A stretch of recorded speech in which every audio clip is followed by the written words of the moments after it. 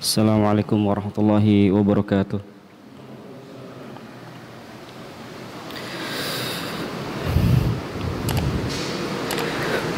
Alhamdulillahi azimil ihsan, wasi'il fadli wal judi wal imtinan.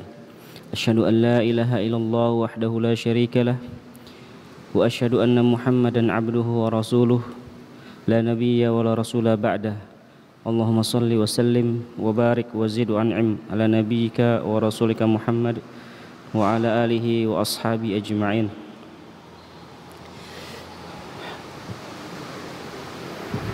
Allahumma la sahla illa ma ja'altahu sahla wa anta taj'alul hazna idza syi'ta sahla. Rabbi shrah li sadri wa yassir li amri wahlul 'uqdatam min lisani yafqahu qawli. Allahumma inna na'udzubika minal barasi wal jununi wal juzami wa min sayyi'il asqam. Allahumma 'allimna ma yanfa'una wanfa'na bima 'allamtana wa zidna ilma. Alhamdulillah, kita bersyukur kepada Allah Subhanahu wa taala yang masih memberikan kepada kita limpahan karunia, anugerah kesehatan, anugerah keamanan, keimanan, makanan. Semua itu harus kita syukuri, di mana mungkin kita dapati saudara-saudara kita di belahan bumi yang lain tidak bisa merasakan keamanan, tidak bisa merasakan kesehatan, tidak bisa merasakan kecukupan makanan. Oleh karena itu, kita yang masih diberikan ketiga nikmat tersebut selayaknya banyak-banyak bersyukur kepada Allah Subhanahu wa taala. Allah Subhanahu wa taala masih memberikan atau memperkenankan kepada kita untuk beramal, berbekal dengan sebaik-baik amalan dan bekal. Kita masih diberikan kesempatan oleh Allah. Oleh karena itu, selayaknya bagi kita memaksimalkan kesempatan tersebut untuk selalu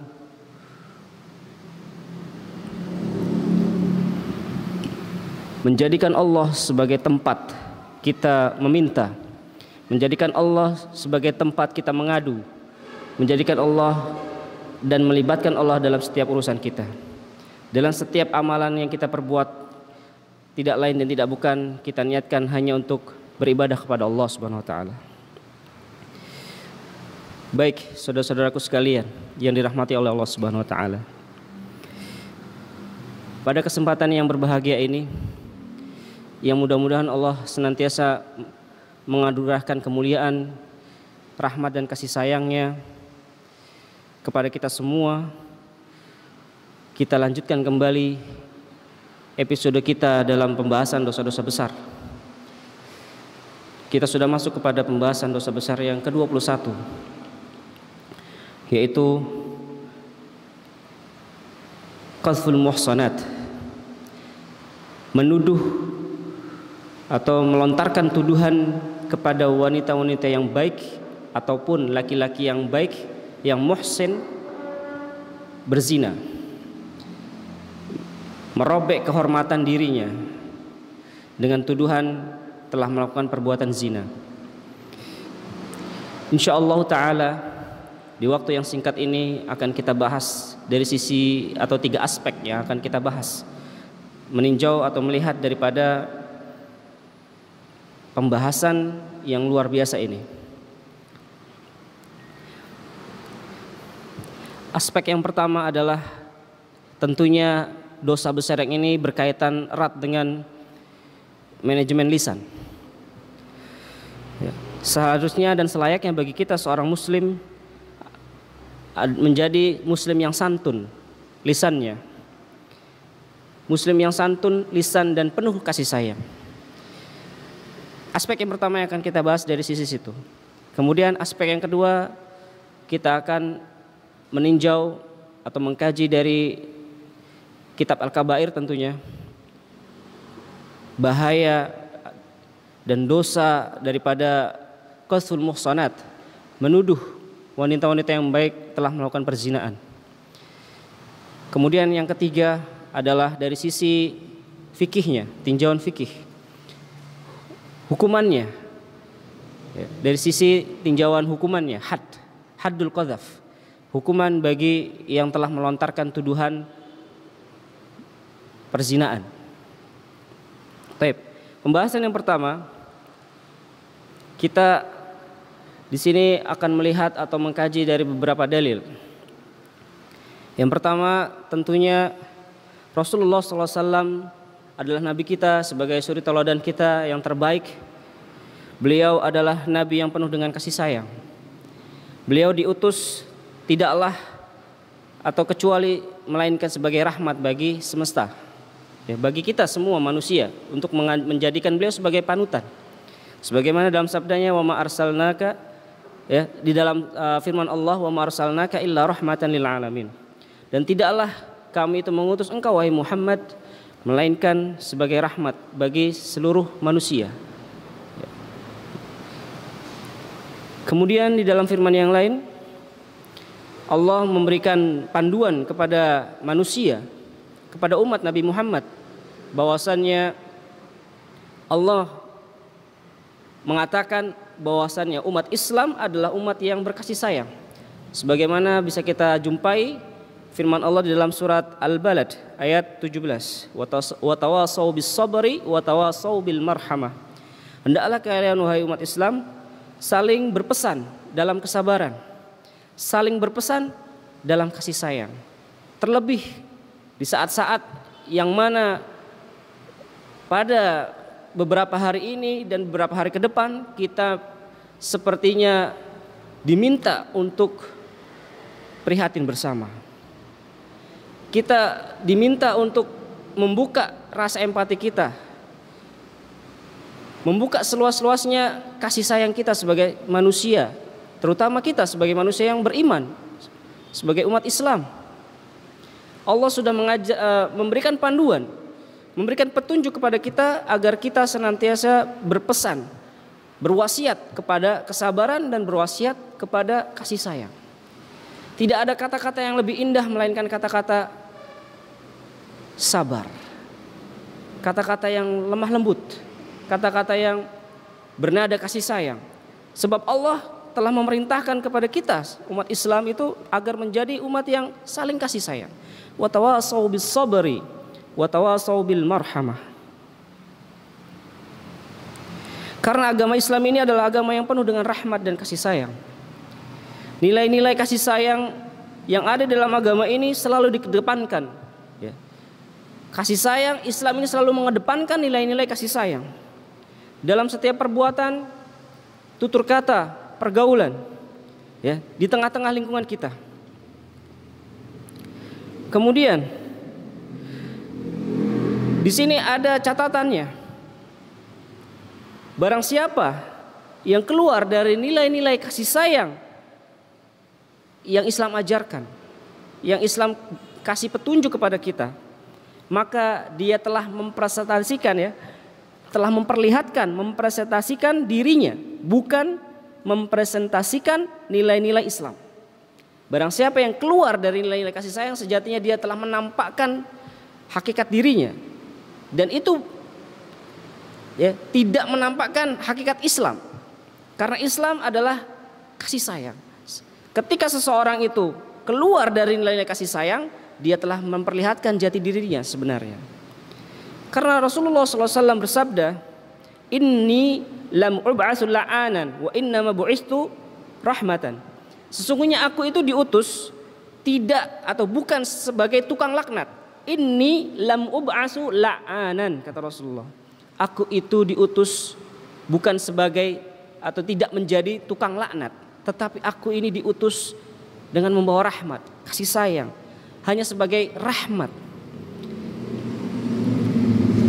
Menuduh wanita yang baik dengan tuduhan zina atau menuduh laki-laki yang baik, yang muhsin, telah melakukan perzinaan, ini adalah sebuah perkara yang besar di sisi Allah. Dan erat kaitannya dengan lisan kita, karena Allah meminta kita untuk memanajemen. untuk memperhatikan lisan kita agar jangan keluar kata-kata yang kotor, keluar kata-kata yang itu malah menimbulkan dosa, malah menjerumuskan dirinya kepada neraka jahanam. Sebagaimana sabda Rasulullah SAW, innal abda la yatakallamu bil kalimah ma yatabayyanu fiha. Sungguhnya seorang hamba itu terkadang ngoceh sana sini,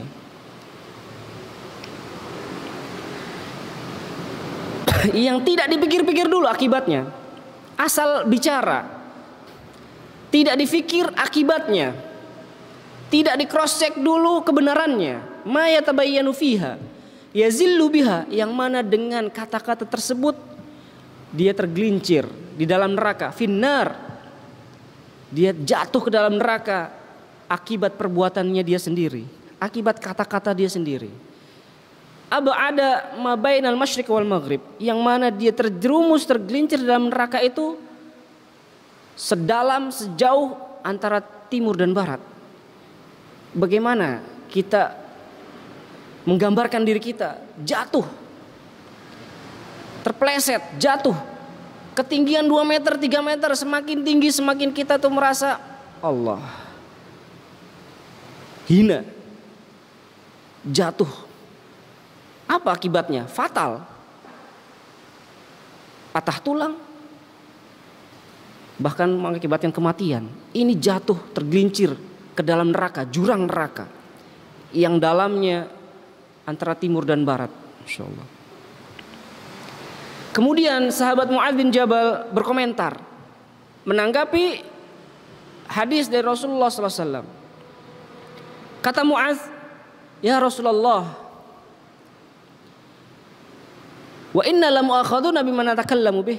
Apakah kita manusia ini akan dihukum karena akibat perbuatan perkataan kita sendiri? Kemudian kata Rasulullah apa? Sakilatska ya Mu'adz, sakilatska ummuka ya Mu'adz. Ibumu kehilanganmu hai Mu'adz. Nada-nada ini adalah kalau bahasa Arab itu adalah bahasa sindiran tingkat tinggi. Sakilatska ummuk, ibumu kehilangan dirimu hai Mu'adz. Wa hal yakubbun nasu finnari ala wujuhihim au ala manakhirihim illa hasaidu alsinatihim, kata Rasulullah. Tidakkah wahai Mu'adz, engkau tahu manusia dijelungupkan, terjelungup di dalam neraka nanti, di atas wajah atau batang hidungnya di neraka nanti, kecuali itu karena sebab akibat dari perbuatan kata-kata mereka, lisan mereka. Maka pembahasan kita kali ini adalah manajemen lisan. Hendaknya kita sebagai seorang muslim menjadi muslim yang santun, muslim yang penuh kasih sayang, tercerminkan dari kata-katanya. Oleh karena itu, al-ilmu qabla al-qawli wal amal. Jelas, ilmu itu sebelum berucap dan berbuat. Ketika kita ingin mengucapkan satu kata, hendaknya kita tahan dulu, kita berpikir, dan ini sangat susah. Terkadang kita manusia ini sangat susah untuk bisa mengontrol jiwa, pikiran, terlebih nyambung antara akal dengan lisannya, itu susah. Maka wajar sabda Rasul mengingatkan kepada para wanita agar menjaga lisannya, karena mereka sangat mudah untuk melontarkan kata-kata celaan, sangat mudah untuk melaknat, sangat mudah untuk berkata kotor, mencela, mencaci maki, mencela, sama saja berkata-kata kotor. Karena itu tekanannya, ya, stressingnya itu lebih kepada para wanita. Rasulullah memberikan penekanan kepada para wanita untuk menjaga lisannya. Maka kita sebagai laki-laki, waliyadzubillah, ketika kita sangat mudah untuk ngoceh, berkata-kata, bukankah itu tidak sama dengan para wanita? Kemuliaan seorang laki-laki terletak pada pemilihan kata-katanya. Oleh karena itu, tukang laknat, ya, di sini digambarkan adalah mereka yang suka melaknat. Ketika tadi kita sudah mendengarkan bahwasanya Rasulullah itu diutus tidaklah sebagai tukang laknat, tetapi sebagai pembawa rahmat, bukan sebagai tukang laknat. Dari lisannya, ya, rentetan kalimat buruk, celaan, cacian, tuduhan miring, Allah Akbar, merobek kehormatan saudaranya, mengalir di setiap waktu dan kesempatan. Ini tukang laknat. Dan ini bukanlah sifat seorang muslim. Bukan juga nilai-nilai luhur yang dibawa dan diajarkan oleh Islam, yang didakwahkan oleh Nabi kita Muhammad SAW. Nabi kita Muhammad SAW bersabda tentang golongan yang paling tinggi kedudukannya dari umat ini, yaitu golongan siddiqin. Rasulullah memberikan komentar wasiat kepada para siddiqin, golongan yang paling tinggi dari umat ini. Siddiqin ini adalah orang-orang yang paling jujur dengan keimanannya, terefleksikan dengan perbuatan dan perkataannya. Maka kata Rasulullah apa? La yambaghi lis-sadiq an yakuna la'anan. Enggak layak umat terbaik mendapatkan predikat siddiqin, dia itu tukang laknat. Enggak layak. Jadi bisa dipastikan bahwasannya para siddiqin ini adalah orang-orang yang sangat menjaga lisannya. Karena mereka sudah mencapai derajat paling tinggi, label, gelar paling tinggi di sisi Nabi kita Muhammad SAW. Kata Rasulullah, la yambaghi lis-shadiq, enggak layak bagi seorang shadiq, orang yang mempunyai predikat atau mendapatkan predikat sebagai siddiq, ya, itu mereka punya sifat suka melaknat, itu enggak layak. Kemudian Rasulullah juga menyebutkan tentang seorang mukmin yang luhur dan terhormat. Bagaimana sifat mereka? Laisal mu'min bit-ta'an. Seorang mukmin itu bukanlah orang yang suka menikam, ya. Ta'an, mencela, mencaci, menuduh. Walal la'an, dan juga tidaklah sebagai seorang yang suka melaknat. Walal fahish, melakukan perbuatan keji. Walal badhi, dan juga melakukan atau melontarkan kata-kata kotor, keluar kata-kata kotor dari mulutnya. Jadi sifat seorang mukmin itu jauh dari 4 hal ini. Seorang mukmin itu bukanlah orang yang suka mencela, ta'an, menuduh. Kemudian bukanlah seorang yang suka melaknat, walal la'an. Orang mukmin jauh dari perbuatan fahish, perbuatan keji. Dan orang mukmin itu bukanlah orang yang suka melontarkan kata-kata kotor dari mulutnya, al-badhi. Maka apabila seorang mukmin memiliki sifat tersebut, ya, mencela, melaknat, berbuat keji, kemudian berkata-kata kotor, maka pada hari kiamat kelak persaksian mereka tidak akan diterima. Dan mereka juga tidak akan mendapatkan syafaat di sisi Allah Jalla Jalaluh. Karena persaksian sebagai seorang yang beriman itu dibangun dengan menyebut orang beriman lainnya. Simpelnya, kalau kita hidup di tengah masyarakat atau teman-teman kita yang suka mencela, kita pasti akan memberikan label dia, orang ini suka mencela. Bagaimana kita bisa bersaksi bahwasanya dia orang baik? Orang suka mencela, ya nggak akan, temannya itu sedikit, nggak akan ada temannya bahkan. Kalaupun ada temannya, ya teman-teman yang suka mencela juga. Jadi bagaimana mungkin mereka akan dipersaksikan kebaikan mereka, keimanan mereka, sedangkan mereka suka mencela, suka melaknat, suka menuduh. Secara hukum sosial aja kita udah nggak bisa menerima. Maka betul nanti di hari kiamat mereka tidak akan mendapatkan persaksian. Orang-orang tidak akan bersaksi atas dirinya persaksian yang baik. Dan Allah juga tidak akan memberikan syafaat pertolongan buat dia. Sebagaimana sabda Rasulullah SAW, la yakunul la'anuna syufa'a wala syuhada yaumal qiyamah. La yakunul la'anun, orang-orang yang suka melaknat itu tidak memiliki atau tidak mendapatkan syufa'a, tidak akan diberi syafaat. Wala syuhada, dan syahadatnya tidak akan diterima yaumal qiyamah, hari kiamat. Maka pembahasan kita yang pertama adalah agar kita melihat, mengintrospeksi diri kita melalui hadis-hadis tentang bahayanya laknat, berkata-kata kotor, tentang bahayanya suka mencela, ya, ta'an, la'an, fahish, badhi, agar kita menjadi pribadi yang sebaliknya, pribadi yang santun, bisa mengatur kata-kata sebelum keluar dari mulut kita. Kita fikirkan terlebih dahulu. Al-ilmu qabla al-qawli wal amal. Ilmu itu berada di lisan kita. Hendaknya setiap kata yang keluar dari lisan kita betul-betul terefleksikan dari ilmu yang kita miliki. Tidak ada jalan lain melainkan kita terus belajar, terus mengkaji Al-Quran dan As-Sunnah agar kita menjadi pribadi yang santun. Bagaimana kita bisa menjadi pribadi yang santun? Simple. Kita berinteraksi dengan Al-Quran, kita berinteraksi dengan orang-orang soleh, kita belajar agama ini dengan baik, kita mengkaji kitab suci kita sendiri. Karena dalam kitab suci kita kata-kata yang indah akan kita dapatkan. Al-Quran adalah susunan kata-kata yang indah, yang memberikan kepada kita ketenangan, ya, keajaiban, kesembuhan, semua hal yang kita butuhkan berada di dalam kitab suci Al-Quran. Oleh karena itu, hendaknya kita menjauhi daripada 4 hal tadi. Ya. Seorang mukmin bukanlah orang yang suka menuduh, ta'an, mencela, kemudian la'an, melaknat, al-fahish, melakukan perbuatan yang keji, dan juga al-badhi, gampang mengeluarkan kata-kata kotor.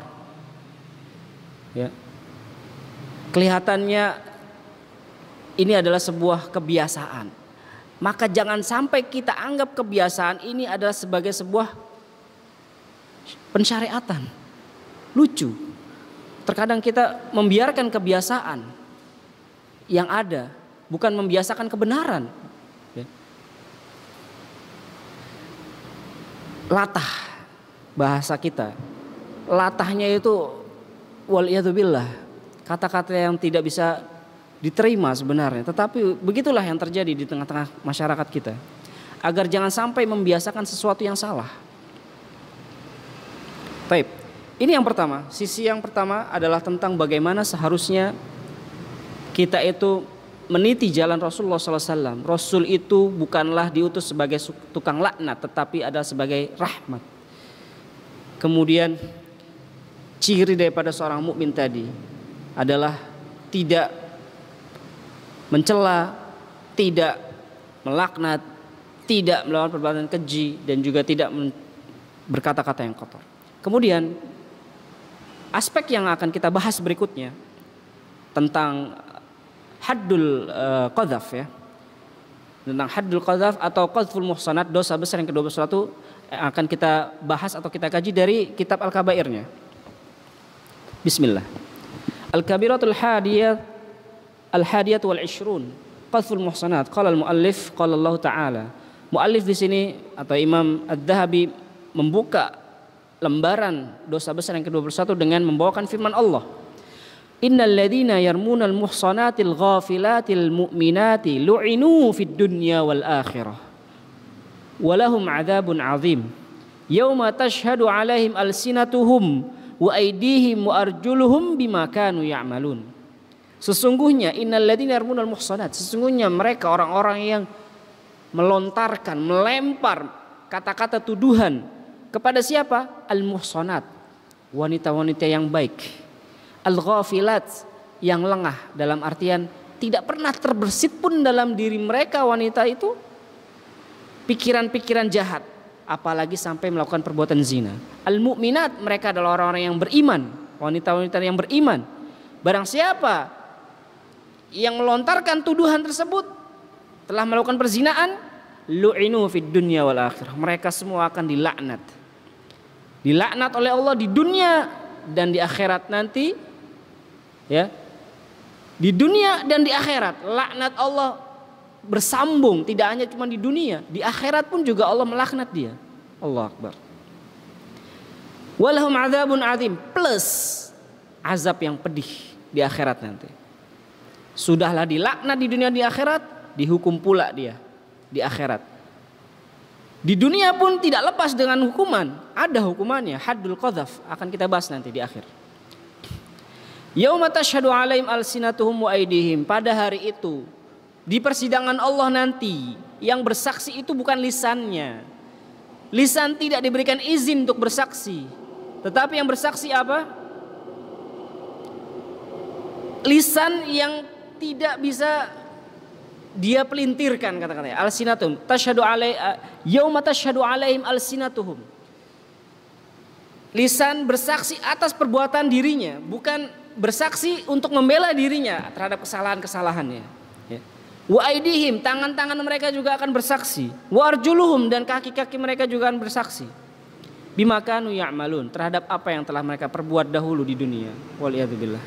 Mudah-mudahan kita semua bisa mengambil pelajaran dari ayat ini agar kita selalu berhati-hati.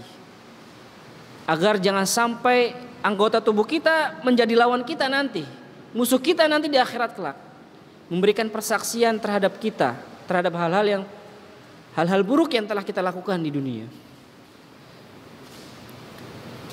Dan firman Allah Ta'ala yang berikutnya, walladzina yarmunal muhsanat tsumma lam ya'tu bi arba'ati syuhada fajliduhum samanina jaldah wala taqbalu lahum syahadatan abada wa ulaika humul fasiqun.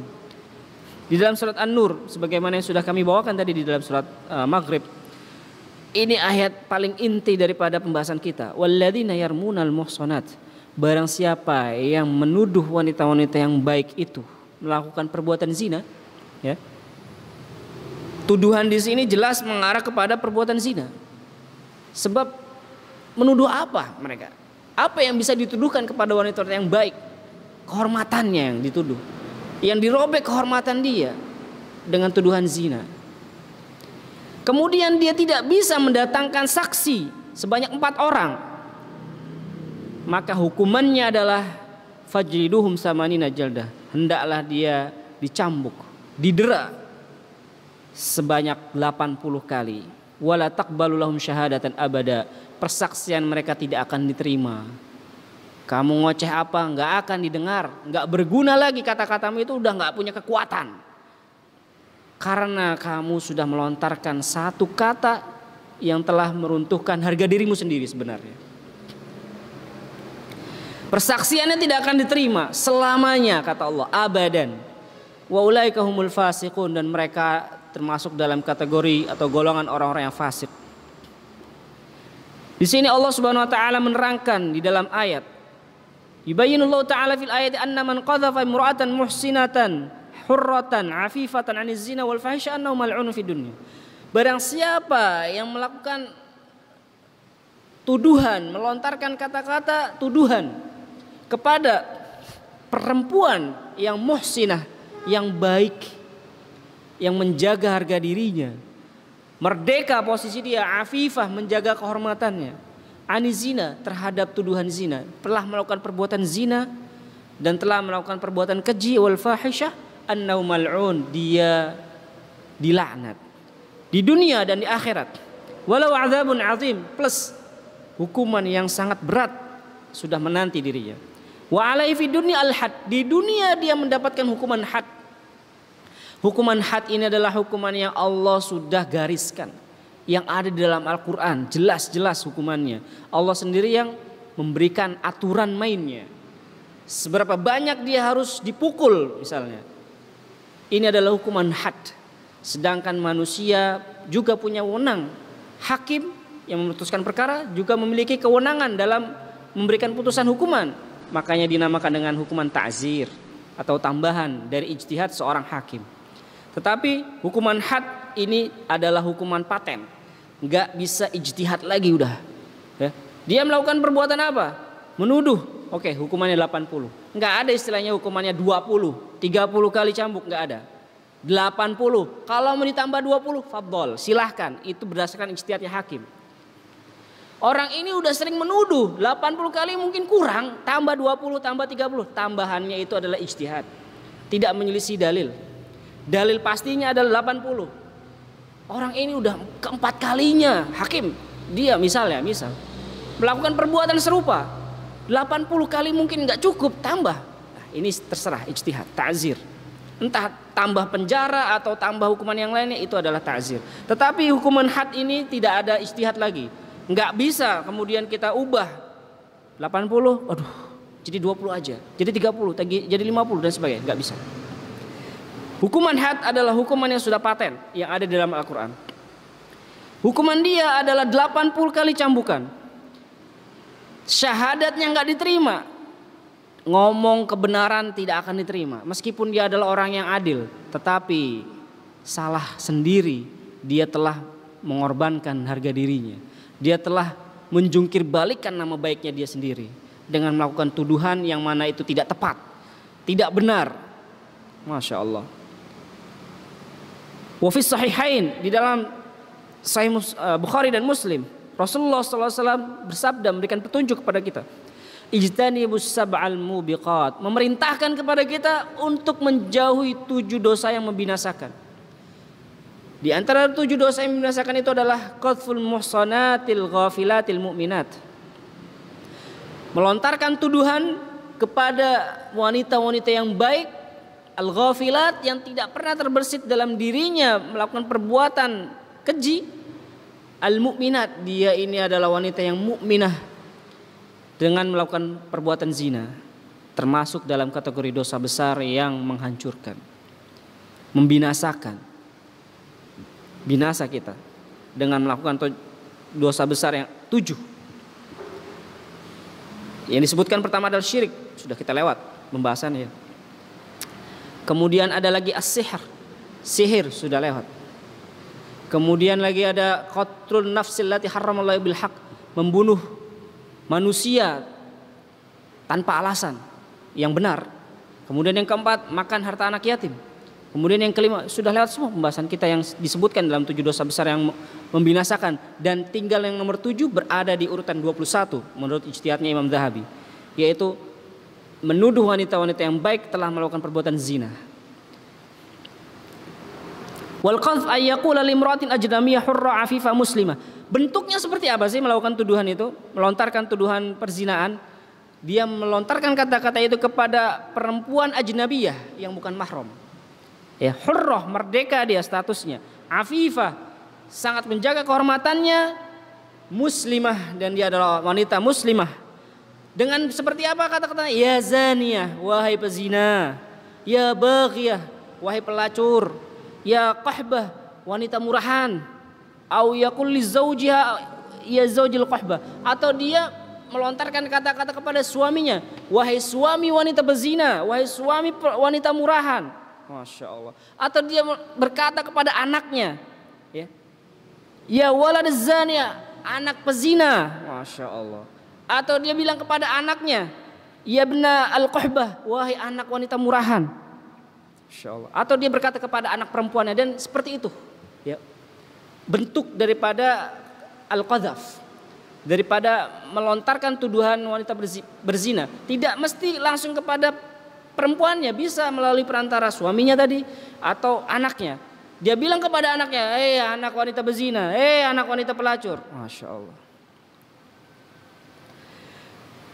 Di sini disebutkan al-qahbah, ya. Ini adalah ibarat atau ungkapan perzinaan, ya. Wanita murahan kan ya, identik kepada situ arahnya. Fa idza qala dzalika ahadun min rajul, jika ada orang laki-laki yang berkata seperti itu, atau perempuan berkata seperti itu kepada laki-laki atau kepada perempuan, intinya siapa aja pelakunya, itu mau laki-laki perempuan, yang dituduh juga mau laki-laki perempuan, terserah, pokoknya dia telah berkata-kata bernada tuduhan, ya, berupa tuduhan keji, itu kata-katanya merobek kehormatan dia, merusak nama baiknya orang yang dituduh.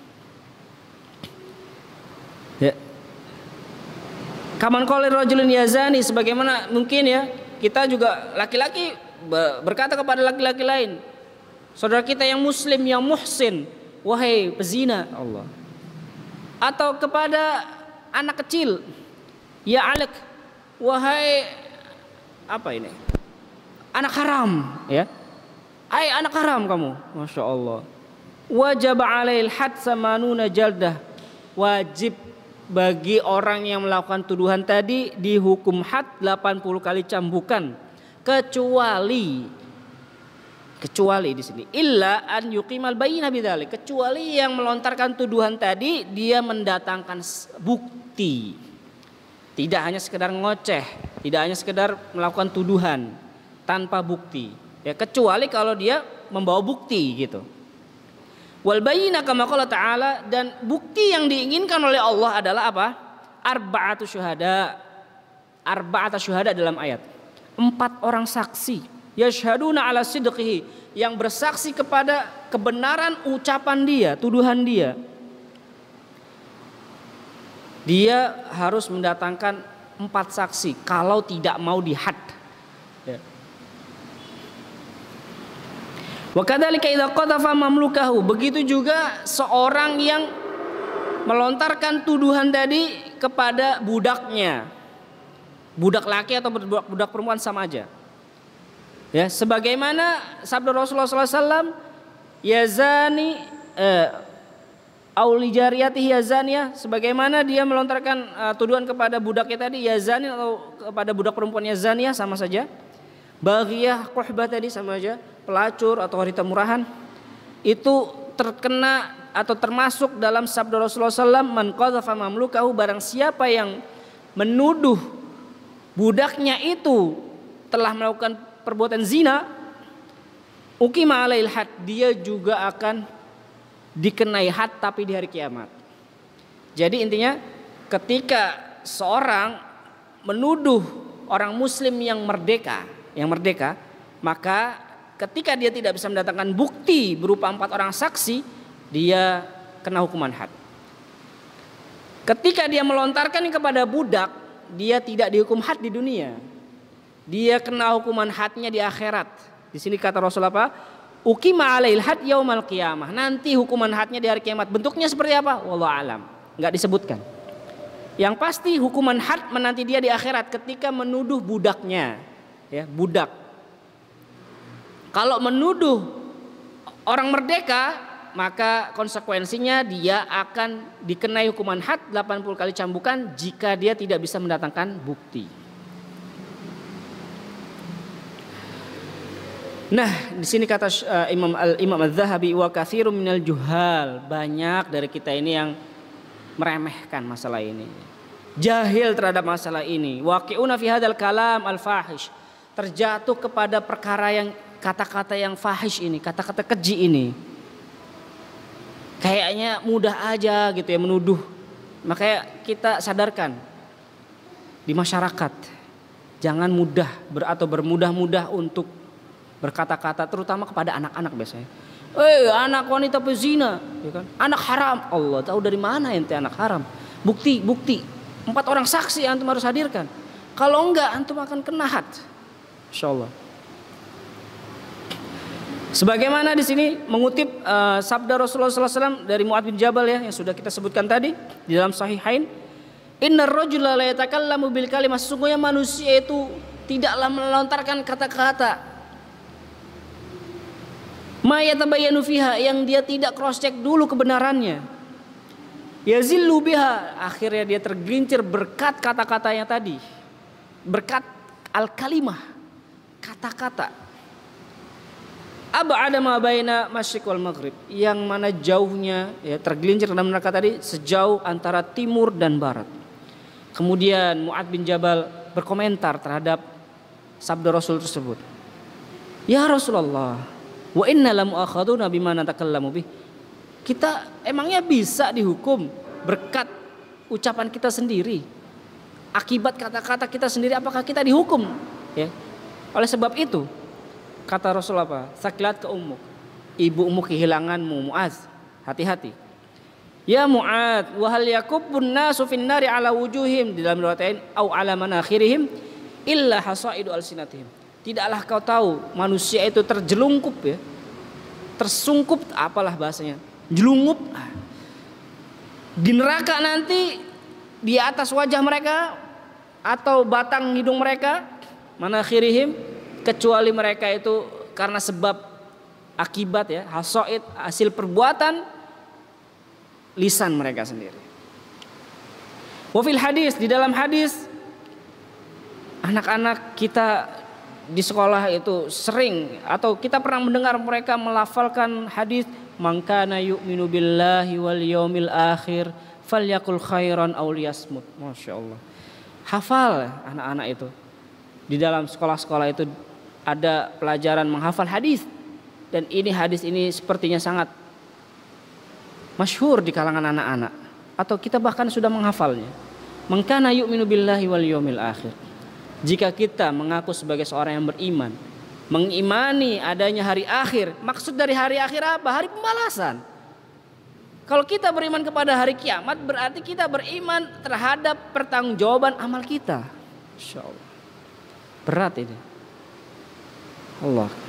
Man kana yu'minu billahi wal yaumil akhir, yang beriman kepada Allah dan adanya hari kiamat, adanya hari pembalasan, persidangan, hendaknya falyakul khairan, hendaknya dia selama di dunia ini berkata-kata yang baik sajalah. Atau kalau nggak bisa berucap kata-kata yang baik, diam.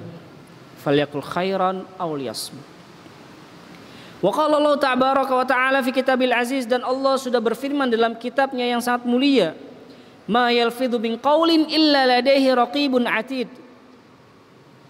Tidaklah seorang itu melafatkan, mengucapkan kata-kata dari lisannya, illa ladaihi raqibun atid, kecuali sudah siap siaga di sebelahnya malaikat raqib, malaikat yang mengawasi. Raqib artinya mengawasi, atid yang siap siaga selalu mencatat. Kalau pelajaran kita di SD dulu ada malaikat namanya raqib atid. Ini padahal wallahu alam bukan nama ya, tapi ini penisbatan aja, karena di dalam ayat raqib atid ini artinya adalah mengawasi dan menjaga, mencatat. Diambil dari ayat ini. Ma yalfidhu min qaulin illa ladaihi raqibun atid. Kecuali telah berada di sisinya malaikat yang senantiasa mengawasi, raqibun atidun, siap siaga, tidak lengah terhadap perbuatan yang kita lakukan. Wa qala Uqbah bin Amir, hadis ini harus kita fokuskan. Hadis dari Uqbah bin Amir. Ya. Di sini memang diriwayatkan oleh Tirmidzi dan derajatnya hasan gharib ya, tetapi masih masuk dalam kategori hadis sahih ya. Belum sampai kepada dhaif, hasan gharib ya masih. Ya Rasulullah, kata Uqbah bin Amir, wahai Rasulullah, man najah, di manakah kita mencari keselamatan? Dengan apa kita mencari keselamatan? Keselamatan itu di mana? Man najah, apa itu keselamatan? Qal, keselamatan bisa kamu capai, kamu bisa mencari keselamatan itu pada beberapa hal berikut. Ya. Amsik alaika lisanak, jaga mulut, jaga lisanmu. Perhatikan baik-baik, tahan, manage lidahmu, lisanmu dari perkataan-perkataan yang mengundang murka Allah. Amsik alaika lisanak. Ini bernada perintah sebenarnya. Kemudian wal yasa'aka baitak. Merasa nyamanlah kalian di rumahmu. Alias kita ini sebenarnya diminta untuk menjadikan rumah kita itu rumah yang nyaman. Tidak mesti harus rumah yang luas, tetapi ini adalah sebuah perintah yang menunjukkan kita ini berada di rumah ini harusnya nyaman gitu loh. Bukan menjadikan rumah kita ini kayak neraka gitu ya Allah. Meme-meme lucu berseliweran ini ya saat PPKM. PPKM berhasil, pencurian 0%. Apalagi kejahatan berkurang. Percekcokan rumah tangga meningkat pesat. Maksudnya apa? Ini berarti ada yang salah dengan manajemen rumah kita sendiri. Pada Rasulullah sudah memberikan petunjuk agar menjadikan rumah kita itu rumah yang asri, Jembar. Wal yas'aka baitak, di sini maksudnya agar menjadikan rumah kita itu nyaman gitu. Nggak ada lagi alasan susah. Ada yang salah nih, harus diperbaiki ketika misalnya dia harus melakukan isolasi mandiri di rumah. Yang ada dia merasa seperti neraka di rumah. Waliyadzubillah. Wal yas'aka baitak wabki ala khati'atik, dan hendaknya kamu menangis terhadap perbuatan dosa yang telah kamu lakukan.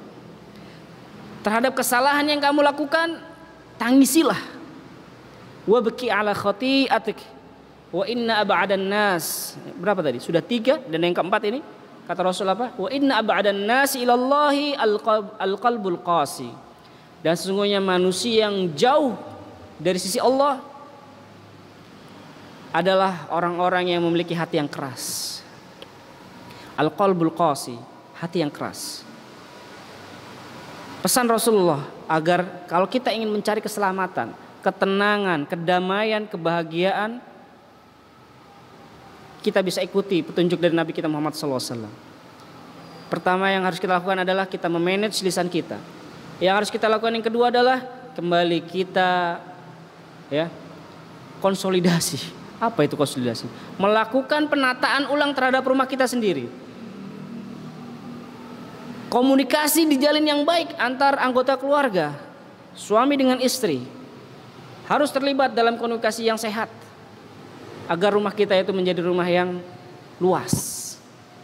Ya, Masya Allah. Kemudian yang ketiga, kita menangisi kesalahan-kesalahan yang kita perbuat. Bukan kita menangisi kebahagiaan orang lain. Ini ada yang salah kalau kita nangis terhadap kebahagiaan orang lain. Allahu Akbar. Wa inna ba'dan nasi ilallahi al-qalbul qasi. Dan manusia yang paling jauh dari Allah adalah manusia-manusia yang memiliki hati yang keras. Di akhir pembahasan, Al-Imam Adz-Dzahabi membawakan sabda Rasulullah sallallahu alaihi wasallam, "Inna abghadhan nasi ilallahi al-fahish al-badhi alladhi yatakallamu bil fahsh wa radi'il kalam." Manusia yang paling dimurkai oleh Allah adalah manusia-manusia yang suka berbuat keji, al-fahish, pelaku perbuatan keji. Termasuk melakukan perbuatan keji adalah menuduh tadi, melakukan tuduhan tadi, ya. Mencoreng nama baik orang, merobek harga diri Allah. Masya Allah. Al-fahish al-badhi, yang suka berkata-kata kotor. Al-fahish al-badhi alladhi yatakallamu bil fahsh wa radi'il kalam. Jadi orang-orang fahish, orang-orang keji itu kebiasaannya memang yaitu suka berkata-kata yang nggak sehat gitu. Saking terbiasanya mereka itu udah seperti nggak ada, tidak berpikir terhadap akibatnya. Masya Allah. Berkata-kata dengan kata-kata yang remeh, kata-kata yang rendahan gitu, yang tidak berfaedah. Tetapi terbalik keadaannya di tengah-tengah kita, masyarakat kita Indonesia. Orang-orang yang seperti itu malah orang-orang yang secara derajat ekonominya malah kita lihat mungkin mereka adalah orang-orang yang berekonomi tinggi, ya. Kita lihat di acara televisi apa isinya? Nggak ada isinya. Orang cuma ngomong, ngoceh sana sini, bayaran tinggi apa? Ya sudahlah, memang kehidupan seperti itu. Yang dicari konsumsinya seperti itu, akhirnya mental kita orang Indonesia mental suka berkomentar yang buruk-buruk, ya wajar. Ngelihat sosmed sedikit komentarnya, anak tuh kadang-kadang sampai Allahu Akbar. Ini komentar beneran nih begini kata-katanya, Allah. Seperti tidak mencerminkan nilai-nilai luhur, nggak usah nilai luhur Islam lah, nilai-nilai luhur orang Indonesia gitu aja lah. Orang-orang Timur kayak udah hilang gitu. Berkata-kata seperti tidak ada batasan gitu. Seperti dia tidak berpikir terhadap efeknya. Sudah disebutkan tadi, efeknya bisa terjerumus ke dalam neraka. Kalau dia berkata-kata nggak di cross check dulu kata-katanya, nggak ditabayin dulu, nggak dilihat dulu bener apa enggaknya. Maka ini sangkut pautnya terhadap ya hoax lah dan sebagainya gitu. Berhati-hati. Di zaman yang seperti ini kita udah kayak nggak tahu mana yang benar mana yang salah ya Allah. Yang salah jadi benar, yang benar jadi salah, berbalik-balik aja udah. Kemana lagi kita mau mencari? Ya sudahlah, nggak usah dipikir gitu. Mendingan lebih baik kita fokus ya terhadap perbaikan diri, kita memperbaiki diri kita agar menjadi manusia yang berkualitas, bukan di hadapan manusia, di hadapan Allah. Cukuplah. Ngapain kita harus mencari labelisasi, gelar dari manusia sebagai manusia yang berkualitas dari sisi retorika perkataannya? Nggak penting. Perkataan manusia seorang yang muslim, yang mukmin tadi sudah diulang lagi, dia itu selalu berlandaskan ilmu dalam setiap perkataan dan perbuatannya. Insyaallah. Baik. Akhir daripada pembahasan daripada kitab Al-Kabair, Al-Imam Adz-Dzahabi mendoakan kebaikan buat kita agar Allah menjaga kita, ya, kita semua, kata beliau rahimahullah, syarr al-sinatin, dari keburukan lisan-lisan kita dengan anugerah dan kemuliaan Allah kasih sayangnya, agar kita terjauhkan dari keburukan lisan-lisan kita. Kemudian kita masuk kepada pembahasan kita yang ketiga, pembahasan yang termasuk dalam kategori akibat daripada al-qadhaf ya. Akibat daripada qadhaf adalah adanya haddul qadhaf. Adanya hukuman had bagi pelaku qadhaf yang melakukan tuduhan. Bisa kita bahas atau kita kaji di dalam kitab-kitab fikih. Setiap kitab fikih pasti ada pembahasan tentang haddul qadhaf. Ya, karena syariat sudah memberikan garis seperti itu. Baik, kita mulai dengan masalah yang pertama adalah makna daripada qadhaf. Apa itu qadhaf dan hukum daripada qadhaf? Ya, qadhaf ini adalah melakukan atau melontarkan, melemparkan tuduhan. Al-qadhaf secara bahasa artinya ar-ramyu, ya. Ramyu ini artinya melempar, ya kan? Memanah juga bisa dari kata ramyu. Wa minhul qadhaf bil hijarah.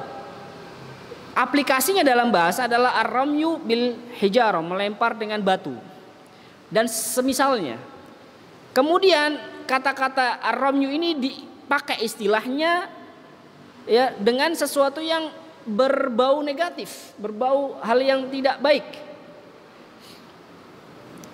Seperti melempar tuduhan tadi ya, melempar melakukan perbuatan zina atau melakukan perbuatan liwat atau yang semisalnya. Karena adanya hubungan antara keduanya dan kemiripan ya, ar-ramyu tadi ya.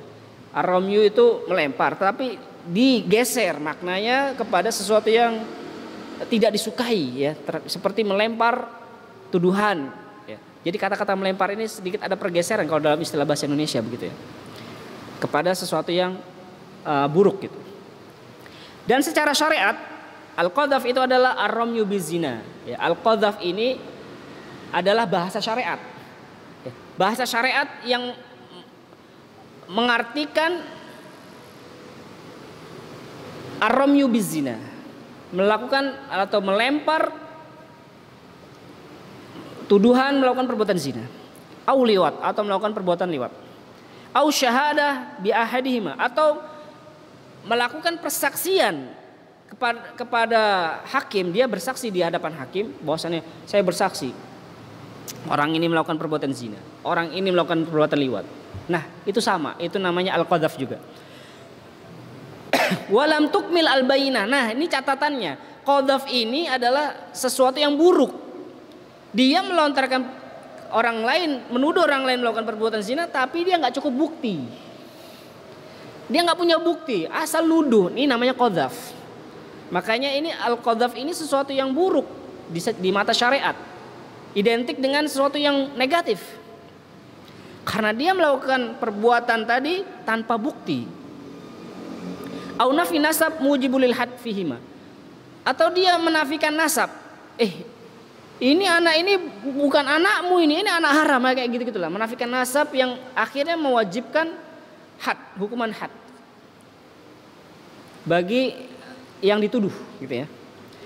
Nah, yang kedua, masalah yang pertama ya, masalah pertama yang kedua adalah hukmul qadhaf, hukum daripada qadhaf itu sendiri. Al-qadhaf fil asal haram. asal ya, hukum asal daripada al-qadzaf ya, melontarkan tuduhan melakukan perbuatan zina tadi adalah haram. Tidak boleh, haram. Ini sudah digariskan di dalam Al-Qur'an dan Sunnah dan ijma'. Ya, semua udah Al-Qur'an, Sunnah, ijma' sepakat semuanya. Dan termasuk dalam kategori dosa besar, wa kabiratun. Termasuk dosa besar di antara kabair dzunub, dosa-dosa besar yang sedang kita bahas perjalanannya. Fayuhramu ar-ramyu bil fahisha, maka diharamkan melempar ya, ar-ramyu melontarkan tuduhan keji. Sebagaimana firman Allah, innal ladzina yarmunal muhsanatil ghafilatil mu'minati lu'inu fid dunya wal akhirah wa lahum 'adzabun 'adzim. Sesungguhnya mereka orang-orang yang melontarkan, bahasanya dengan yarmun, tidak dengan yakdifun ya, al-qadzaf, qadzafa yakdifu, tidak. Dengan istilah yarmun tadi, karena secara bahasa Arab al-qadzaf itu artinya yarmi, melempar. Innal ladzina yarmunal muhsanat. Maksud daripada yarmun di sini maksudnya adalah al-qadzaf. Melempar tuduhan kepada wanita yang baik, al-ghafilat yang tidak pernah terbesit dalam pikiran mereka melakukan perbuatan keji, al-mu'minat mereka adalah orang yang beriman, maka hukumannya lu'inu fid dunya, dia dilaknat di dunia dan di akhirat. Ya, di dunia di akhirat dilaknat oleh Allah dan mendapatkan azab yang pedih di akhirat. Di dunia pun sudah mendapatkan hukuman had. Ya, kalau tidak bisa mendatangkan bukti. Wali hadis Abi Hurairah, dan juga berdasarkan hadis dari Abi Hurairah anna Nabi sallallahu alaihi wasallam qaal, bahwa Nabi Muhammad sallallahu alaihi wasallam bersabda, ijtanibus sab'al mubiqat. Hadis diriwayatkan oleh Abu Hurairah. Jauhilah oleh kalian 7 dosa yang membinasakan, dan diantaranya adalah yang nomor 7 yang terakhir, qadzful muhsanatil mu'minatil ghafilat, ya, melakukan tuduhan kepada wanita yang baik melakukan perbuatan zina. Ya, al-mu'minat mereka ini wanita-wanita yang beriman, al-ghafilat yang tidak pernah punya pikiran untuk melakukan perbuatan zina.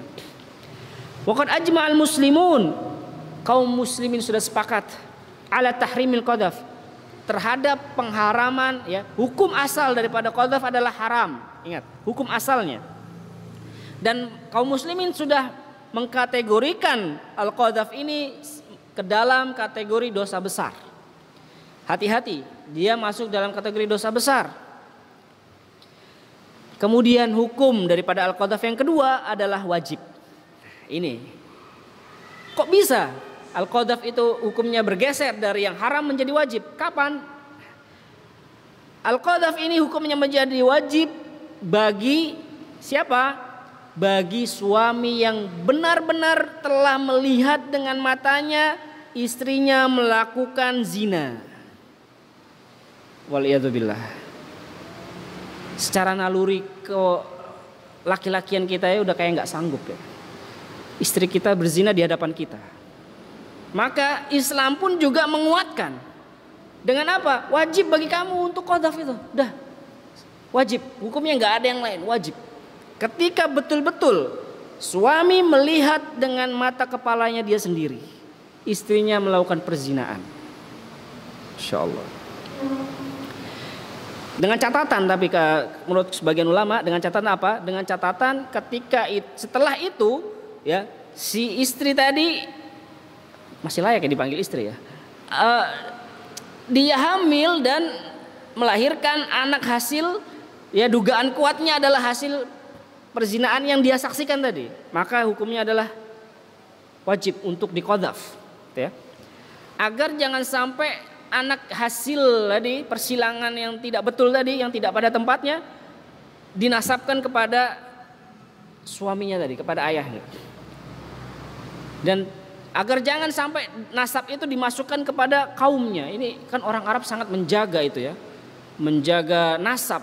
Kalau kita orang Indonesia jarang yang mungkin kita jumpai nasab pertalian itu dengan nasab-nasab atau marga yang mungkin beberapa wilayah Indonesia masih, tapi kalau Jawa sudah sangat mungkin hilang. Wayubah. Nah, hukum yang ketiga boleh. Jadi ada haram tadi kapan? Ketika menuduh wanita bukan istrinya ya, wanita-wanita yang lain yang ajnabi, yang bukan mahram, yang baik-baik dia tuduh zina, padahal tidak gitu. Itu yang haram. Wajib ketika suami melihat istrinya sendiri melakukan perzinaan dan dia menduga kuat setelah melakukan perzinaan tadi istrinya hamil dan lahir anak hasil perzinaan tadi, maka wajib. Boleh. Yang ketiga, dia qadzaf istrinya, dia angkat masalah ini dengan menuduh dia sebagai pezina ketika dia lihat istrinya berzina tapi tidak ada efek, maksudnya tidak menghasilkan anak gitu ya. Intinya berzina gitu. Dan efeknya tidak berakibat kepada hamil. Nah, ini boleh. Ini hanya pembagian saja sih sebenarnya. Tetapi intinya udah wajib boleh, sama aja. Karena berdasarkan firman Allah. Oke, masalah yang kedua. Tadi masalah yang pertama udah kita bahas. Sub yang pertama adalah tentang definisi. Sub yang kedua tentang hukum daripada qadzaf. Sekarang masalah yang kedua adalah haddul qadzaf. Ya, hukuman had ini bagi pelaku yang menuduh, ya, pelaku atau si penuduh, dan hikmah di balik itu. Yang pertama haddul qadzaf. Hukumannya apa sih? Hukuman had apa yang akan diperoleh oleh orang yang menuduh orang lain melakukan perbuatan zina? Laqad qarrara asy-syari' anna man qadhafa musliman bizina wa lam takum bayyinah ala sidqihi fima qadhaba bihi annahu yujlad 80 jalda in kana hurran. Hukumannya dia akan dijild. Dia akan dicambuk 80 kali kalau itu yang dituduhnya adalah yang hur. Ya. Kalau si penuduhnya hur, ya afwan. Kalau si penuduhnya hur, pelakunya adalah merdeka. Tapi kalau yang menuduh itu adalah budak, nah ini beda ya. Pelaku penuduhan itu merdeka, dia menuduh orang lain yang merdeka juga, maka dia 80 kali dicambuk. Merdeka menuduh budak, maka tidak dicambuk. Tapi nanti hukumannya di akhirat. Orang merdeka menuduh budak 40 kali tidak dicambuk. Si budak nuduh orang merdeka, si budak ini dicambuk 40 karena hukuman bagi budak ini setengah daripada hukuman orang merdeka. Gitu ya. Wa arba'ina in kana 'abdan, dan 40 kali cambukan bagi budak yang melontarkan tuduhan kepada orang yang merdeka berbuat zina. Maka si budak tadi, ya, budak nih berkata, "Weh, kamu berzina bla bla bla." Setelah diangkat kasus ini, dia tidak bisa mendatangkan bukti, maka dia dicambuk 40 kali. Mau laki mau perempuan bebas. Sama aja. Bukan berarti kemudian 80 buat laki-laki, kalau buat perempuan berapa? Sama, gitu ya. Enggak ada bedanya. Laki-laki cara hukumnya gimana? Keras enggak keras? Sama. Bagian mana yang dipukul? Sama semuanya. Laki perempuan sama, enggak dibedain. Walladzina yarmunal muhsanati tsumma lam ya'tu bi arba'ati syuhada fajlidum 80 jalda. Ini ayatnya. Ini keputusannya yang langsung Allah tetapkan dari atas langit. Insyaallah ini adalah hukumannya sudah tepat, sasaran sudah tepat karena Allah sendiri yang memberikan hukumannya. Berapa? 80 kali cambukan. Kenapa kok enggak 100, enggak 120? Jangan tanya, udah. Ini Allah yang ngasih aturan. Enggak ada ijtihad, jangan tanya. Ya. Mungkin kita belum paham hikmahnya. Udah. Terhadap aturan Allah enggak perlu harus dipertanyakan. Wa yajibu 'alal qadhif ma'iqamatil had 'alaihi uqubah wa hiya raddu syahadatihi wal hukmu bi fisqihi. Dia udah diqadzaf, dia udah dihad nih, ya kan? Plus hukuman lainnya apa? Hukuman lainnya adalah tidak diterima persaksiannya dan dia dilabeli dengan orang fasik. Diberi gelar dengan orang yang fasik. Sudahlah dia dicambuk 80 kali cambukan bagi orang yang merdeka dan 40 kali cambukan bagi budak yang melakukan qadzaf, plus raddu syahadati, persaksiannya ditolak. Dia ngomong apa, bersaksi terhadap satu masalah, nggak akan dilihat, ya, diabaikan. Gimana rasanya coba? Kita mau berkata-kata tapi nggak dianggap, nggak diapresiasi, tidak menjadi kekuatan. Itu rasanya adalah posisi paling hina. Ketika kita berkata-kata tidak dihargai, ya, tidak dianggap. Karena apa? Karena sebab kita sendiri. Karena perbuatan manusia itu sendiri yang telah menghilangkan ya harga dirinya dia sendiri. Wala taqbalu lahum syahadatan abada, ini hukum langsung dari Allah. Kata Allah apa? Jangan diterima lagi persaksian dia meskipun dia adalah orang yang adil, berbuat adil. Tapi karena perbuatan dia melakukan qadzaf, enggak diterima persaksiannya. Wa ulaika humul fasikun, dan mereka termasuk dalam barisan orang-orang fasik. Kecuali Masya Allah, Islam ini agama yang tegas tapi juga rahmat ya. Balance antara reward dengan punishment, balance. Jangan sampai kita ini manusia sudah Allah ajarkan agar menjadi manusia yang adil ya. Jangan kerjanya cuma memberikan penghargaan tapi tidak pernah menghukum. Kayaknya kok nggak enak hati gitu ya memberikan hukuman. Jangan. Kalau memang pantas dihukum, dihukum. Jangan cuma menghukum juga tanpa memberikan reward. Wah, salah. Allah tadi telah menghukum tegas. Dicambuk 80, tidak diterima persaksian, label dia sebagai orang fasik. Tapi ada pengecualiannya. Faidatab, kecuali kalau dia taubat. Orang yang qadzif, pelaku penuduhan tadi, pelaku qadzaf tadi, al-qadzif, dia bertobat, kubilat syahadatu. Syahadatnya, persaksiannya balik lagi. Diterima lagi persaksiannya. Nah, bagaimana cara taubat dia? Ya, cara taubat dia yang pertama adalah dia mendustakan perkataan dia sendiri. Alias apa? Saya merujuk perkataan saya taubat. Ya, saya ambil lagi, saya tarik lagi kata-kata saya yang telah menuduh fulanah melakukan perbuatan zina. Saya tarik kembali. Ya. Kemudian apa? Wayandam, dan dia menyesal, wayastaghfir rabbahu, dan dia beristighfar, minta ampun. Ya, istighfar itu tidak cukup dengan mengucapkan astagfirullah, tetapi juga dibuktikan dengan perbuatan dia taubat. Ya tadi dia menarik kembali kata-kata dia menyesal, ya kan? Telah melakukan perbuatan tadi dan tidak mengulanginya lagi. Kan begitu. Syarat atau rukun dari taubat, ya kan? Sebagaimana firman Allah, illal ladzina tabu min ba'di dzalika wa aslahu, ya. Illal ladzina tabu min ba'di dzalika wa aslahu fa innallaha ghafurur rahim. Kecuali mereka orang-orang yang bertaubat kembali dari perbuatannya, min ba'di dzalik wa aslahu, dan dia berbuat baik. Maksudnya di sini melakukan islah, bagaimana?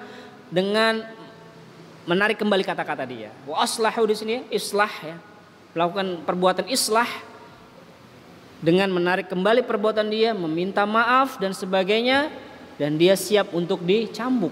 Ya, konsekuensi dicambuk. Dan kalau sudah sampai kepada hakim, putusan hakim, maka nanti ada persyaratan-persyaratan.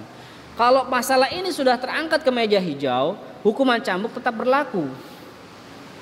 Tapi kalau belum, ya cukup dia diselesaikan secara kekeluargaan, bahasa kita gitu. Dia langsung mendatangi pihak yang merasa dirugikan, dia tarik kembali kata-katanya. Nanti kan ada nih urutan-urutannya. Baik, kita langsung aja. Wal hikmatu minhu, dan hikmah di balik syariat haddul qadzaf adalah Islam ya memiliki tujuan daripada ditegakkannya haddul qadzaf ini. Apa yang bisa kita rasakan manfaatnya, ya, nilai plusnya apa? Siyanatil mujtama, kedamaian, melindungi masyarakat, ya. Islam sangat melindungi manusia, masyarakat. Wal muhafadzah ala a'radin nas, menjaga harga diri manusia. Manusia harga dirinya terjaga. Sebab apa? Tidak ada istilahnya orang sembarangan nuduh. Ya. Coba bayangin kalau orang seenaknya ya melontarkan tuduhan sana sini, dia ngomong ngoceh sana sini, nggak ada hukumannya, nggak ada efek jerahnya, dia dihukum, ya sudah hancurlah sudah tatanan masyarakat. Tidak bisa kita merasakan kedamaian, tidak bisa merasakan keamanan lagi. Makanya Islam sangat menjaga. Di antara daripada tujuan syariat ini adalah menjaga harga diri, kehormatan. Oleh sebab itu dengan adanya haddul qadzaf ini, Islam menjaga masyarakat, melindungi masyarakat, menjaga harga diri manusia. Dan wa qat'u alsinatis su. Ya. Dia hukum itu mulut-mulut yang suka berkata kotor. Memangkas, membuat bungkam orang-orang yang suka berkomentar negatif. Oleh sebab itu sangat setujulah ketika kita melihat ada UU ITE lah atau bahasanya apa gitu. Di dalam situasi sekarang atau zaman sekarang ini, kalau tidak ada aturan yang mengatur tentang medsos, penggunaan media sosial, akhirnya ya semua orang akan berbicara semaunya, seenaknya, tanpa bisa menghargai orang lain. Dan ini adalah satu bentuk perlindungan ya negara buat masyarakat. Dan alhamdulillah. Wasad di babi isya'atil fahisyah. Pertama tadi apa? Islam dengan adanya hadul qadhaf ini, pertama melindungi masyarakat. Kedua, menjaga kehormatan manusia. Ketiga, membuat jera mulut-mulut yang suka berkata kotor. Yang keempat, menutup pintu daripada tersebarnya berita, ya, berita yang tidak benar, ya, tersebarnya hoax, gitu. Berita yang tidak benar yang merusak harga diri seorang mukmin. Ditutup semua pintu-pintu keburukan tersebut. Kemudian masalah yang ketiga sekarang. Enggak, azan dulu nih. Atau kita azan dulu? Baik. Sudah jam 7 soalnya. Kita break dulu, azan dulu. Nanti aja. Enggak apa-apa, Pak. Oh, dalam aja. Oke. Karena situasinya juga lagi tidak seperti biasanya ya. Baik. Ala kulli hal, kita lanjut aja. Sedikit lagi juga kita sudah bisa menyelesaikan pembahasan kita. Masalah yang ketiga, dan ini adalah masalah yang terakhir daripada pembahasan haddul qadhaf. Syurut ijabi haddil qadhaf. Syarat wajibnya hukuman had qadhaf ini bisa diberlakukan. Ya. Hukuman had qadhaf ini bisa diberlakukan dan dilangsungkan kapan? Ada syaratnya. La yajibu haddul qadhaf illa idza tawafarat syurut. Enggak wajib dilakukan hukuman qadhaf ini kecuali kalau telah mencukupi syarat-syaratnya. Syarat ini berlaku untuk qadhif yang melontarkan tuduhan ataupun yang makdhuf, ya, yang dituduh. Jadi syaratnya balance. Si penuduh dan si yang dituduh ini kriterianya masuk persyaratannya. Akhirnya bisa dilangsungkan hukuman qadhaf ini. Nah, yang pertama syarat bagi yang menuduh, bagi qadhif. Al-qadhif alias yang menuduh, yang melontarkan tuduhan. Syaratnya ada 5. Yang pertama, ayyakuna balighon. Si penuduh ini harus orang yang balik. Anak kecil dia tidak mendapatkan hukuman had. Ya. Yang pertama dia harus balik dulu. Yang kedua, penuduh al-qadhif adalah orang yang berakal. Kalau orang gila atau orang yang konslet, ya bahasa kita, akalnya nggak sempurna, ngoceh apapun ya wis biarin aja, namanya juga ma'tuh. Bahasa Arabnya ma'tuh yang nggak genep, ya nggak genep. Orang gila ngoceh sana sih ya nggak bakalan dianggap. Yang kedua itu, yang ketiga al-qadhif bukan dari pihak atas, maksudnya dari sisi silsilah keluarga. Kalau dalam silsilah keluarga itu akan kita jumpai istilahnya asal. Asal ini adalah kita, posisi kita di atas kita ada ayah kita. Nah gitu. Jadi ayah, ibu, kakek, nenek yang masuk dalam silsilah keluarga yang mendapatkan lingkaran ahli waris, ya, bapak, ibu, kakek, ya, atau nenek, ketika mereka melontarkan tuduhan kepada kita sebagai posisinya anak gitu misalnya, maka tidak dihad. Ya. Al-asal tidak mendapatkan hukuman had. Tidak disebutkan kalau yang menuduh ini anaknya. Nah, ya kan? Kalau yang menuduh anaknya ini durhaka tingkat tinggi ya. Atau bagaimana ya? Dia tidak masuk dalam kategori ini, dia dihukum. Tapi kalau ayahnya, ibunya yang menuduh anaknya, ya. Fala hadda 'alal walid, tidak ada had bagi bapak atau ibu kalau dia melakukan tuduhan kepada anaknya, mau anaknya laki atau perempuan, atau cucunya ke bawah, tidak dihad mereka. Yang keempat, an yakuna mukhtaron. Si penuduh ini dia dengan sukarela melakukan tuduhan, tidak dalam keadaan lagi tidur atau lagi dipaksa untuk melakukan atau melontarkan tuduhan. Orang tidur ngoceh, ya udah dia tidur, nggak kena had. Yang kelima, an yakuna aliman bitahrim. Yang melakukan tuduhan qadzaf ini dia tahu hukumnya, bahwasannya perbuatan itu adalah haram. Ya. Kalau nggak tahu hukumnya, nggak dihad. Mas, Mbak, kenapa Anda melontarkan tuduhan keji kepada fulana? Kamu nggak tahu hukumnya ini adalah haram? Enggak, saya nggak tahu. Ya sudah, tidak dihad. Ya. Yang kedua, syarat bagi yang dituduh al-makdhuf. Ada 5 juga. Yang pertama, korban penuduhan ini adalah harus muslim, orang muslim yang muhsin, ya kan? Maka tidak ada had bagi orang yang menuduh orang kafir. Muslim menuduh orang kafir zina. Anda pezina. Dia nuduhnya kepada orang kafir. Tidak ada had. Kok bisa? Orang kafir ini kehormatan, keamanannya ini lemah. Cuman setengah gitu ya istilahnya. Dalam bahasa syariat istilahnya cuman naqisoh, kurang. Dia keamanan, dari sisi keamanan, kehormatannya dia di dalam syariat Islam nggak dipandang ya. Kurang gitu. Maka tidak dihad bagi orang yang bukan berarti kemudian kita seenaknya aja kemudian mengucapkan kata-kata itu. Ingat, tadi sudah disebutin seorang mukmin itu tidak layak ya kan menjadi seorang yang suka laknat, suka mencela, ta'an. Ya, kepada siapapun tidak disebutin tadi kan. Yang penting kita mukmin itu nggak usahlah kita seenaknya melontarkan kata-kata itu kepada orang kafir misalnya. Toh nanti malah menimbulkan efek berkelanjutan. Ya, mentang-mentang tidak ada had, kita ngomong kepada orang kafir, "Wahai bezina." Akhirnya malah ribut, perang sendiri. Ya udah, jangan salahin dong. Yang kedua, yang dituduh adalah orang yang berakal.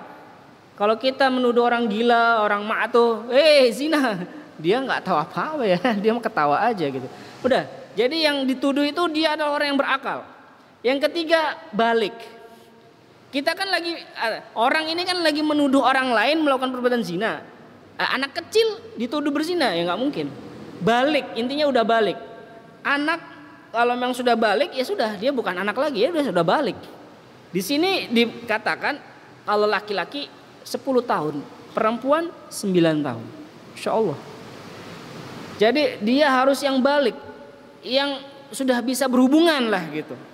Ya, sudah tahu cara berhubungan. Dia kan lagi mau nuduh orang lain berzina. Kok yang dituduh masih kecil gitu kan? Ya nggak lucu gitu kan. Maka syarat bagi yang dituduh yang ketiga adalah dia adalah orang yang balik, yang sudah bisa melakukan, di sini disebutkan ya, afwan ya, yang sudah bisa melakukan hubungan atau dihubungkan, gimana? Melakukan atau dilakukan gitu.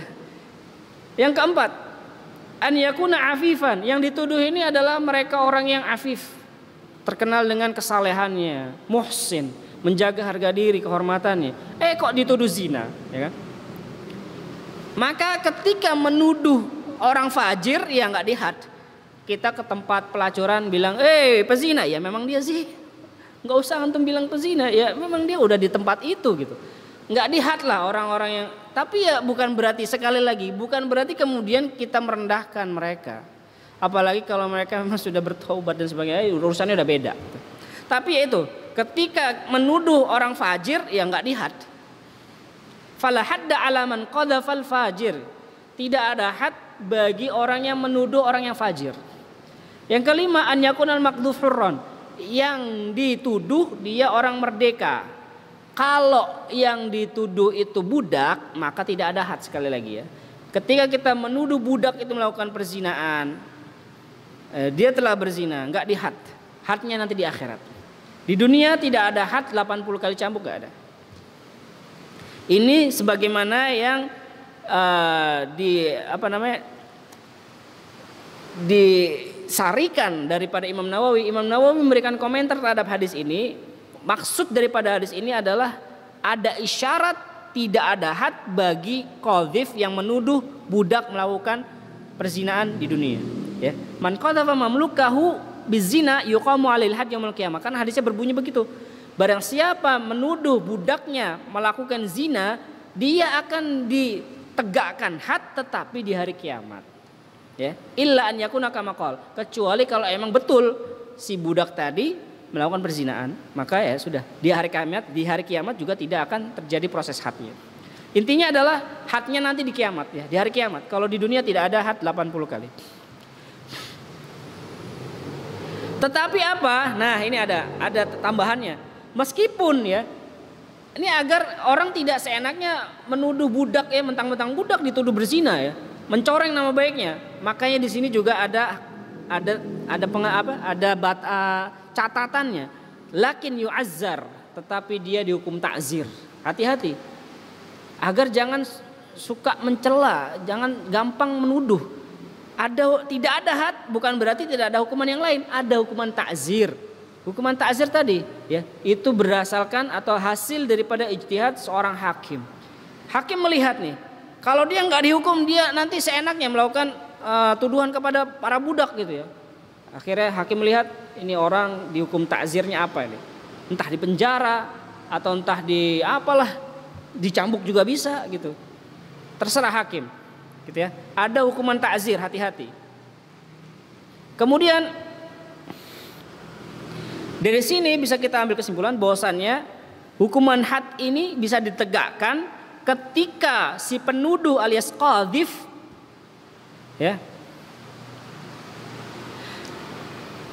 terpenuhi syaratnya, dan makdhuf yang menjadi objek yang dituduh itu adalah orang-orang yang muhsin. Kan ayatnya berkata innalladzina yarmunal muhsanat. Ya. Di sini yang menjadi objeknya memang perempuan. Wallahu alam. Kalau kita korek mungkin ya perempuan ini adalah benteng terakhir daripada perbuatan zina. Dan yang sering dituduh perzinaan ya perempuan gitu ya. Makanya di dalam ayat az-zaniyatu waz-zani, perempuan-perempuan yang berzina dulu, bukan az-zani waz-zaniyatu. Kalau dalam as-sariqah, as-sariq was-sariqatu. Nah, ini harus digali nih. Kenapa? Hikmahnya apa? Ketika pencurian itu yang pertama disebutkan adalah as-sariq, pencuri laki-laki. Was-sariqatu, ikut kemudian as-sariqah, as-sariqah, pencuri perempuan. Karena mungkin ya kalau kita lihat pencurian itu lebih banyak dilakukan oleh laki-laki. Az-zaniyatu waz-zani, di dalam ayat perzinaan yang disebutkan yang pertama adalah az-zaniyah, perempuan-perempuan yang berzina. Baik. Masalah yang keempat ya, terakhir afwan.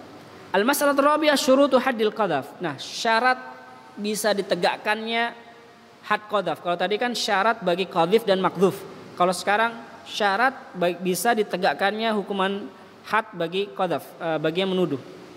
Yang pertama, mutalabatul makdhuf lil qadhif. Pihak yang dituduh ini ngangkat kasus ya. Ngangkat kasus dan minta untuk ini orang dihukum nih. Udah mencoreng nama baik saya gitu kan. Diangkat terus, mutalabah diminta terus ya. Terus diminta sampai kepada finalnya ya, kepada persidangan ditanya lagi, "Pak, ini mau dihukum had enggak?" "Hukum, Pak." Ya, misalnya gitu. "Hukum Mas, hukum Pak," dan sebagainya. Pokoknya dia bilang kepada hakim ini harus dihukum. Sampai segitu. Nanti kalau misalnya li'anna haddal qadhaf ya, karena hukuman had qadhaf ini adalah haknya makdhuf, haknya orang yang sudah dicoreng nama baiknya. Tidak ditegakkan kecuali atas dasar permintaan daripada si makdhuf. Akan tetapi bisa jatuh, bisa runtuh ya ketika dimaafkan. Masya Allah. Dia sudahlah dicoreng nama baiknya tetapi dia memaafkan. Sampai pun di persidangan.